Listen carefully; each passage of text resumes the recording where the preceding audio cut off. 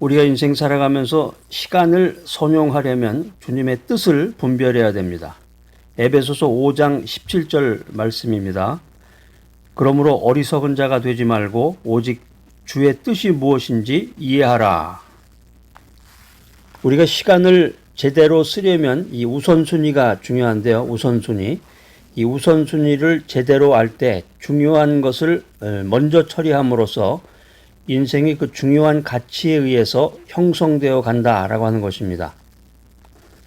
바쁘게만 산다고 해서 제대로 사는 것이 아니고 하나도 중요하지 않은 일을 위해서 바쁘게 인생을 낭비할 수 있는 것입니다. 그러니까 하루 종일 분주하고 바쁘고 땀 흘려 일을 했는데 땀 흘려서 신경 써가면서 사람도 만났는데 하나도 중요하지 않은 일만 하면서 하루 종일 시간을 낭비했다는 거죠. 중요한 것을 중요한 자리에 두고 중요한 관심을 가지고 처리해 나갈 때 이 인생이라고 하는 것은 미래지향적이다. 생산적인 인생을 살아나갈 수 있다라고 하는 것입니다.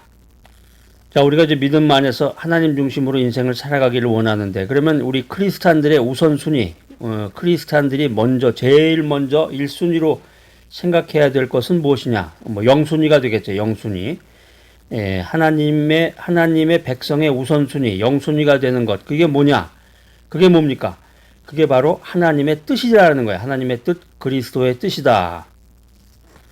하나님의 뜻, 그리스도의 뜻이 바로 나를 향한 하나님의 기대입니다. 그 뜻이 무엇인가를 알게 된다면 우리는 그 뜻을 이루는 일에 삶의 우선순위를 두고 집중하고 열중하고 최선을 다하게 될 것입니다. 미국의 조지 트루엣이라고 하는 복음적인 설교를 하시는 목사님이 하신 그 유명한 말이 있는데요. 여러분들에게 한번 소개해드리고 싶습니다. 최선의 지식, 가장 중요한 지식은 무엇이냐? 그것은 하나님의 뜻을 아는 것이다. 최선의 성취는 무엇이냐? 그것은 하나님의 뜻을 행하는 것이다.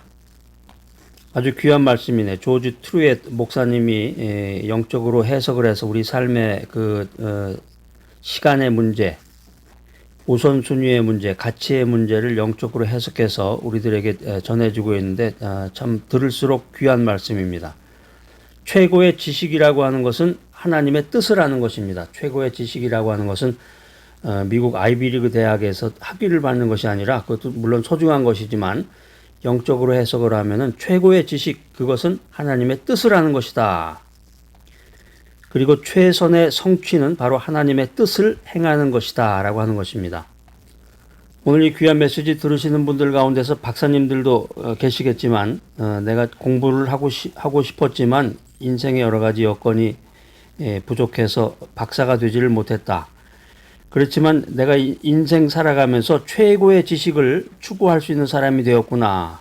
왜 그러냐면 나는 하나님 중심으로 살아가는 크리스찬이기 때문에 하나님의 뜻을 아는 것이 최고의 지식이다라는 거예요.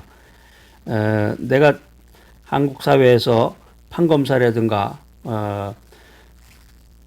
높은 지위에 있는 정치인이 된 것은 아니지만 인생을 살아가면서 최고의 성취감을 느낄 수가 있어요. 최고의 성취. 그게 바로 뭐냐면은 믿음 안에서 하나님의 뜻을 행하는 거예요. 하나님의 뜻을 행하는 것이 최선의 성취라고 하는 것입니다. 야, 이거 오늘 아주 놀라운 말이네요.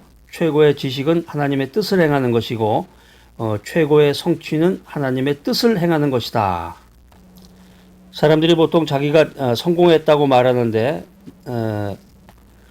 그렇지만 인생 살다가 죽어서 하늘나라에 가서 창조주 하나님 앞에 서서 인생을 결산하게 될 때 하나님께서 너는 내 뜻대로 살지 못했다 이런 말씀을 하신다 그러면 우리가 그런 말을 듣는다 그러면 인생을 헛산 거죠. 실패한 인생을 산 것입니다.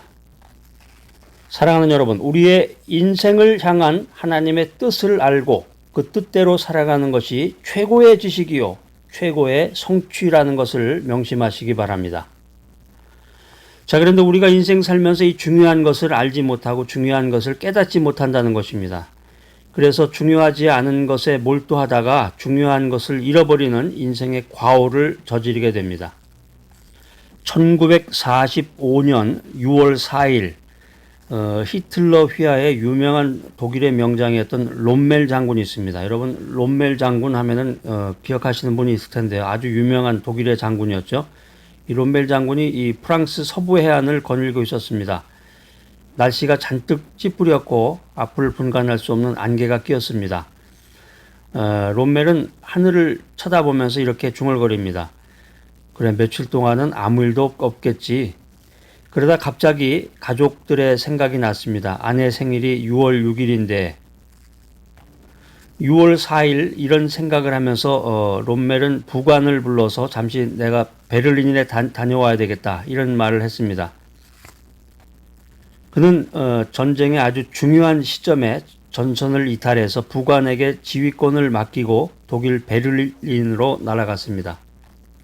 그리고 6월 6일 마침내 세계적인 날이죠. 6월 6일이 자기 아내의 생일 바로 그날에 연합군의 프랑스 노르만디 상륙작전이 시작이 됩니다.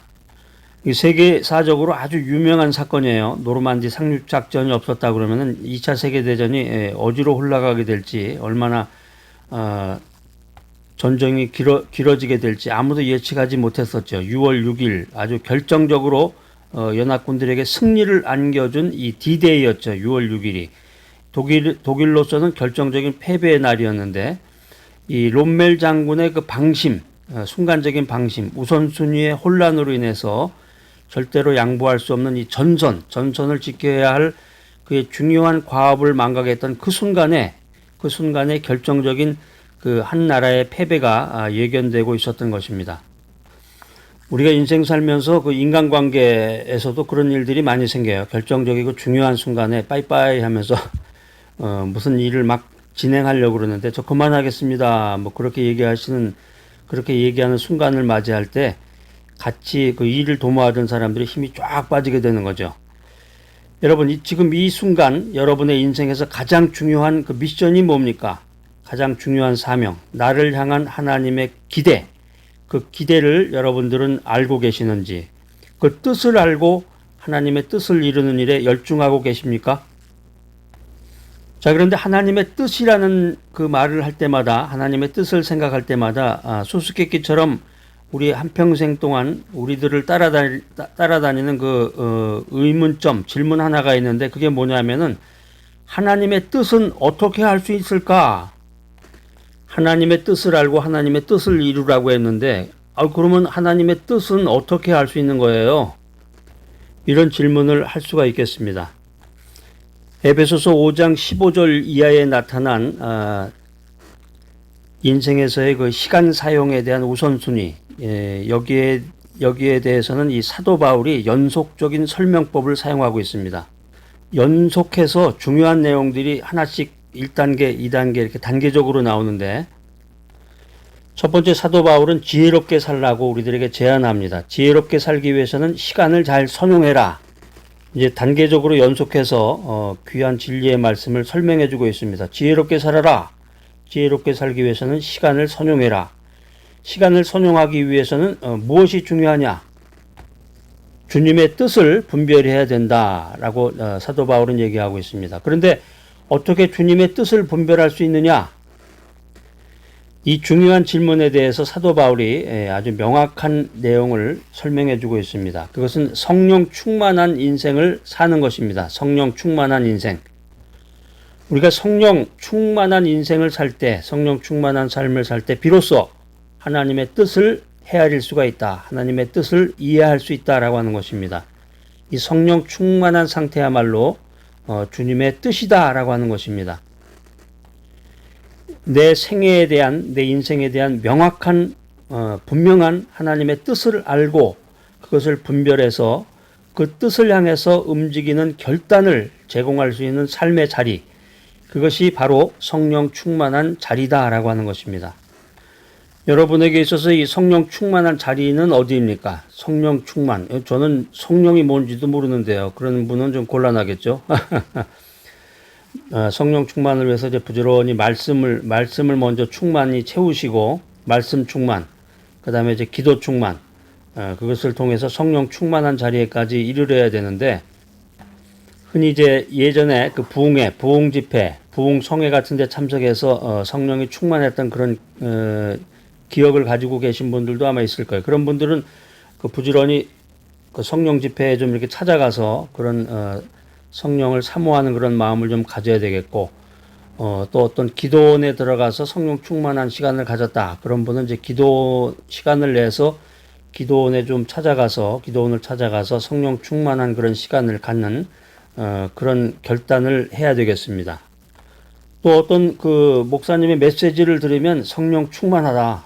성령 충만하고 은혜가 충만했다. 그러면 그 목사님의 메시지를 들으면서 말씀 중심으로 성령 충만한 자리에 우리가 나아가야 되겠습니다.